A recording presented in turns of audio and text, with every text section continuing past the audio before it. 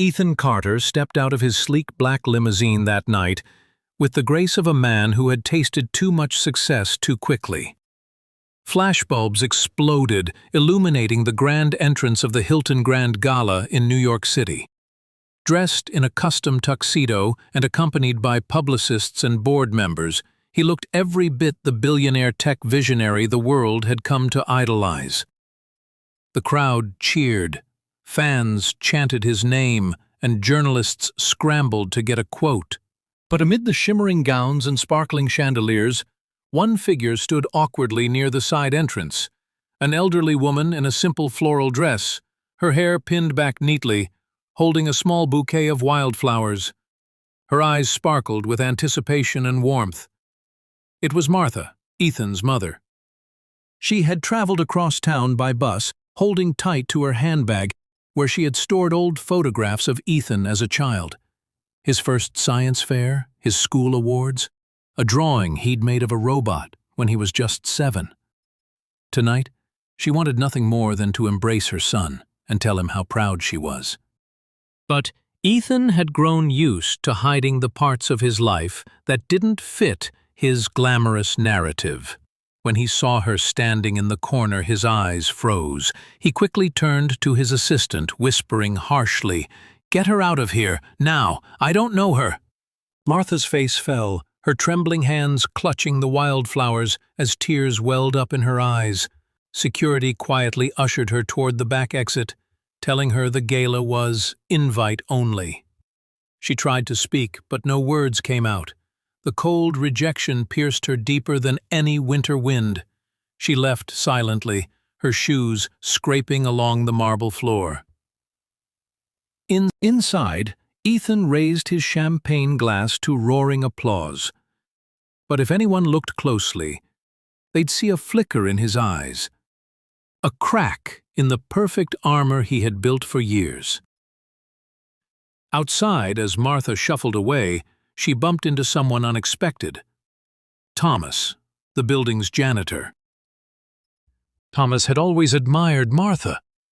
Every morning, she would bring him fresh muffins when she visited Ethan's office in the early days. She remembered his birthday when no one else did, and she always called him son with a gentle smile. Seeing her now, heartbroken and alone, Thomas felt a surge of anger and sorrow. He rushed toward her, offering his handkerchief. "Miss Martha, what happened?" he asked softly. She tried to smile, but the pain was too fresh. Thomas helped her sit on a nearby bench under the street lamp, the light catching her tears like tiny diamonds. As Martha wept quietly into the night, Thomas sat beside her, vowing in his heart that the world might forget kindness, but he never would. The next morning, the headlines celebrated Ethan's brilliant speech and his generous donation to a prestigious tech scholarship. News outlets praised his inspiring story of self-made success, calling him a role model for young entrepreneurs. Ethan's face was everywhere: magazines, morning shows, social media. But behind those glossy photos, Thomas could still hear Martha's quiet sobs echoing in his heart. After Martha had left the gala, Thomas insisted on taking her home in his old pickup truck. She resisted at first, embarrassed, but finally gave in. During the drive, she shared stories of Ethan's childhood, how he used to collect scraps to build toy robots, how she worked 2 jobs to buy him his first computer, how he once promised to build a future where no one felt small. Thomas listened carefully, fighting the tightness in his chest. He had seen so many people change with fame, but seeing Martha's pain brought it into sharp focus. When they arrived at her small apartment, Thomas helped her up the creaky stairs. She offered him tea, and they sat together in the tiny kitchen. The room was filled with old photographs.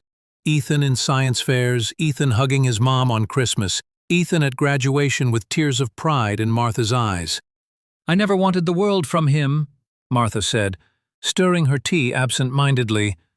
"I just wanted to see my son remember where he came from." Thomas looked at the worn photos, feeling a mix of sadness and quiet rage. He admired Martha more than she knew, her humility, her unwavering love, and her kindness to everyone, even the janitor.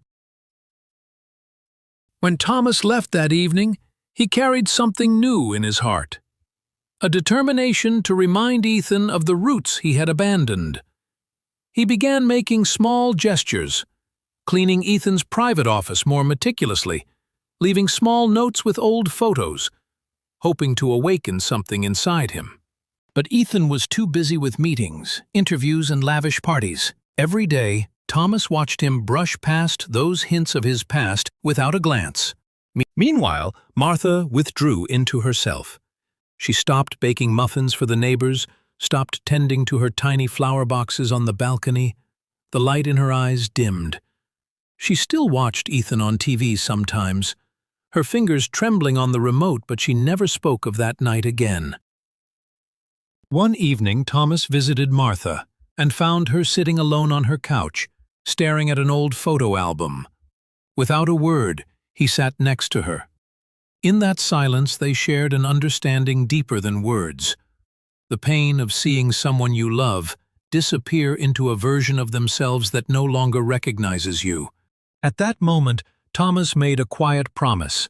Even if Ethan had forgotten Martha, he wouldn't. Even if the world applauded Ethan's success, Thomas would carry forward the kindness Martha had shown him and honor her spirit in his own small, steadfast ways. Days turned into weeks, and Thomas carried on with his promise quietly. Every morning before dawn, he swept the marble floors of Ethan's tech headquarters, polishing the glass doors so perfectly that executives saw their reflections before stepping inside. But Thomas wasn't just cleaning. He was observing. He watched Ethan glide past employees without a nod, watched him celebrate minor victories as though he'd moved mountains, and watched the growing pile of awards in his office, each one a brick in the wall between Ethan and the world that once nurtured him.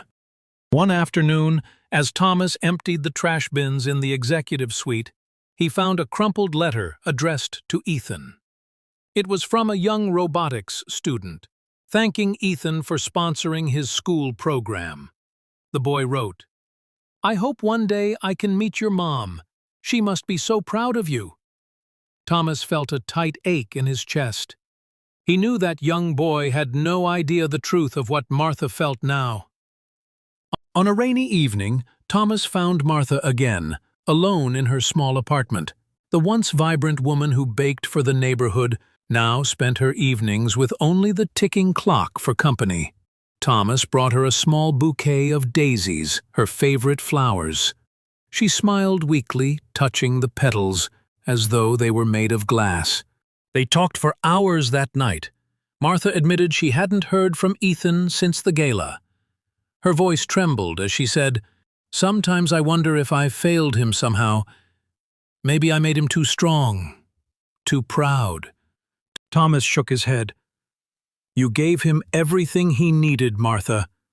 It's not your failure, it's his choice." In those quiet words, Martha felt seen, truly seen. She began to cry, and Thomas gently held her hand. They sat like that for a long time, two old souls bound together by shared disappointment and unwavering loyalty. At the tech headquarters, Ethan planned an extravagant event, a global innovation summit to showcase his company's new AI program. The media buzzed with anticipation, calling it the future of human progress. Ethan saw it as his ultimate moment of glory, the final proof that he had transcended his humble beginnings. Thomas watched preparations unfold, sweeping confetti and arranging flowers, invisible to the important guests. But on the day of the event, he noticed something unusual. In the front row seats, a small reserved placard read, "For Martha." Thomas felt a jolt. Had Ethan finally remembered his mother? Was this a chance for reconciliation? But when he asked an assistant about the reserved seat, she laughed. Oh, that's for the press photo. He thinks it'll look good to show he honors his roots. She isn't actually invited. The words hit Thomas like a punch to the gut. The seat was just a prop. Martha was just a story to be used, not a mother to be loved. That evening, after the event ended, Thomas didn't go home. Instead, he walked slowly to Martha's apartment, carrying a single red rose he'd taken from the gala decorations. Thomas knocked softly on Martha's door. When she opened it, he saw the quiet resignation in her eyes, a woman long accustomed to disappointment. He handed her the rose, and her hands trembled as she accepted it.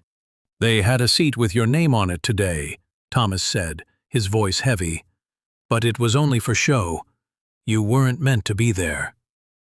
Martha didn't react at first. She stared at the rose, tracing its petals with her fingertips. Finally she whispered, "I knew it. I felt it in my bones. I didn't want to believe, but deep down, I knew." She sank into her old armchair, her shoulders sagging.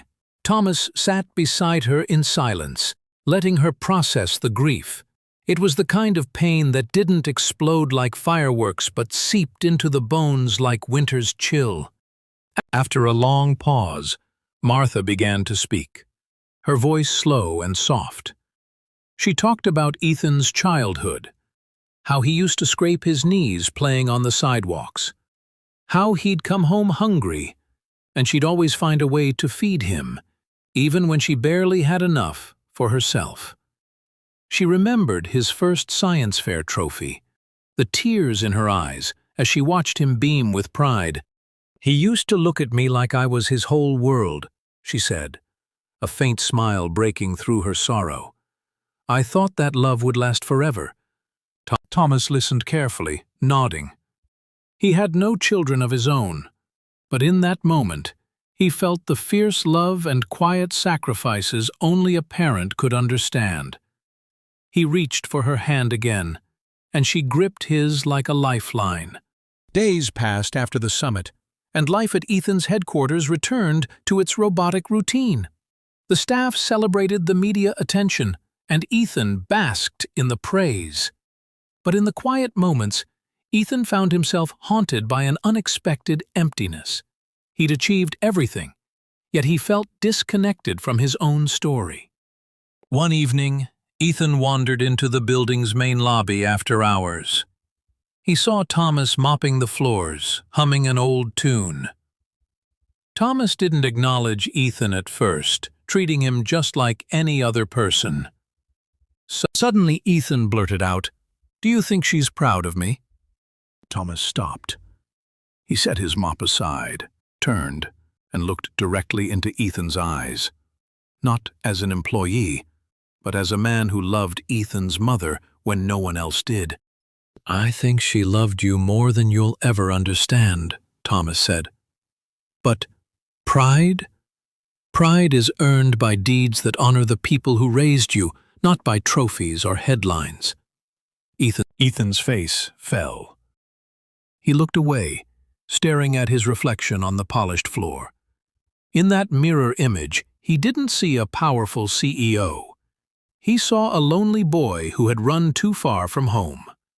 For the first time in years, he felt truly small. Ethan turned away from Thomas and shuffled toward the grand marble staircase, the echo of his shoes sharp against the empty lobby. His mind reeled. He had denied the very foundation of his success, the woman who sacrificed everything for him. He stumbled into his private office, flicked on the lights, and saw his own accolades lined up on the shelves. Business awards, framed magazine covers, honorary degrees, each one gleamed under the spotlight, but tonight they looked cold, hollow. He collapsed into his chair and buried his face in his hands. Visions of Martha's hands, those hands that patched up his scraped knees, that worked endless shifts at diners to keep the lights on, haunted him. He heard her laugh when he won his first spelling bee, felt her warmth in the meals she scraped together. His heart thudded painfully. For the first time, he didn't feel powerful, He felt like a son who had betrayed the purest love he ever knew. Hours passed before he realized he had been crying. His phone buzzed relentlessly. Business partners, congratulatory messages, upcoming meetings. He silenced it all. Slowly, almost on instinct, he picked up his keys and left the building, alone. Meanwhile, Thomas sat with Martha in her modest apartment. She had brewed tea for him.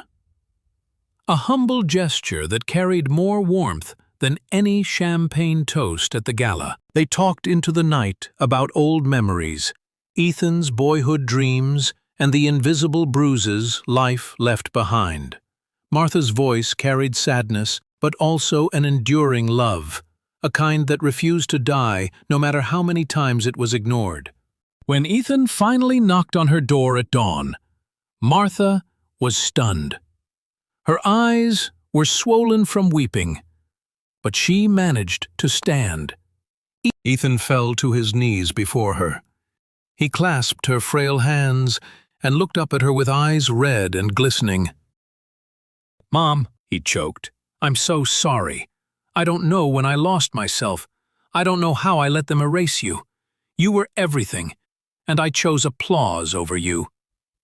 Martha touched his face tenderly, her fingers trembling. She didn't speak at first.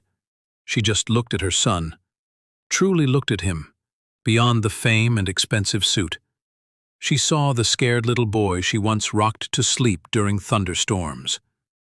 After a few seconds, she whispered, "My love for you never depended on your trophies. You were always enough." Ethan broke down, sobbing into her lap. She stroked his hair, her own tears falling quietly, washing away years of unspoken pain. In that moment, something inside Ethan shifted. The empty echo in his heart began to fill again, not with pride or fame, but with the simple, unwavering love of a mother. When Ethan finally looked up, Martha saw a different man. No longer the glittering celebrity craving validation from strangers, but her son, humbled and reborn. The dawn light filtered in through the thin curtains, painting his tear-streaked face with a gentle glow. It felt like a new beginning, as though the universe itself had paused to witness this reconciliation. Thomas sat quietly in the corner, deeply moved. He had come to return a favor to a woman who once handed him sandwiches when he was a young, hungry janitor. But now he realized his presence had helped Ethan face the truth he had been running from for years. Martha asked Ethan to sit beside her on the worn-out sofa. They talked for hours, sharing stories of simpler times. The single-room apartment where he learned to read. The homemade birthday cakes. The dollar store toys that meant the world to him. In those moments, every luxury and every headline faded into insignificance. Later that morning, Ethan asked Martha if she would accompany him back to the gala hall. At first, she hesitated, not wanting to return to the place that had humiliated her. But seeing the sincerity in her son's eyes, she agreed. When they arrived, a few staff members were still cleaning up, startled to see the star CEO and the older woman they had turned away. Ethan stepped forward and demanded everyone's attention. In a voice that trembled but carried the force of deep truth, he introduced Martha as the reason he had achieved anything at all. "This is my mother," he declared. "She built me from the ground up, with nothing but love and sacrifice. Tonight, I dishonored her, and I dishonored myself. From now on, I refuse to attend any event, sign any deal, or accept any award that doesn't also honor her." Staff stood in stunned silence, some of them holding their heads in shame. Thomas stepped forward and put a comforting hand on Martha's shoulder, as if to say, "You are seen now. You are valued." In the days that followed, news outlets caught wind of Ethan's public apology. Instead of scandal, people admired his courage, to confront his own failings. Articles called it the most genuine act of humility by a public figure in years. Ethan didn't stop there. He used his wealth to start a foundation in his mother's name, dedicated to supporting single mothers and low-income families. Martha, though shy about the attention, agreed to become its symbolic heart, quietly guiding and inspiring, just as she had always done in the background. As Ethan stood beside his mother at the foundation's launch, he finally felt whole. The crowd applauded, but this time he didn't hear noise. He heard love. Thomas continued working as a mentor for the foundation, inspired to help countless young people find their voices and remember their roots. The final scene unfolded in the small kitchen of Martha's apartment. Ethan and Martha cooked dinner together, laughing over burnt toast and mismatched plates. There were no cameras, no gala lights, just the glow of gratitude, forgiveness, and love. In the end, Ethan realized that fame fades, money can vanish, but gratitude and a mother's love are forever. His true redemption lay not in grand gestures or public apologies, but in the quiet moments where love lives strongest. And as Martha gently hugged her son, she whispered, "Welcome home."